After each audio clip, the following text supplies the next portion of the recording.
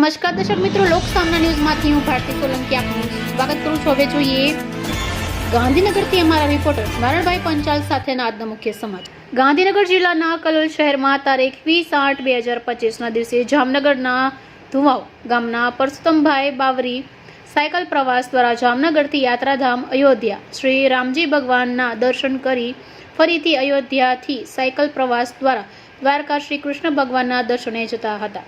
ત્યારે કલોલમાં પધારતા તેમનું સિદ્ધવાદ હોટેલ પાસે કલોલ તાલુકા બજરંગ દળના કાર્યકર સેવક અમિતભાઈ મિસ્ત્રી અને સમસ્ત સેવા સંઘ અમદાવાદના પ્રમુખ નારણભાઈ પંચાલ, જરાડાવાળા પત્રકાર સહિત બાવરી સમાજના પ્રમુખ મલખાન મોહરસિંહ બવરી અને તેમના પરિવારમાં છાયાબેન, જીતુભાઈ અને જમાઈ અક્ષયભાઈ મુખર્જી જામનગરવાળાએ 2 માસ અગાઉ કલોલથી અયોધ્યા પદયાત્રા કરી હતી।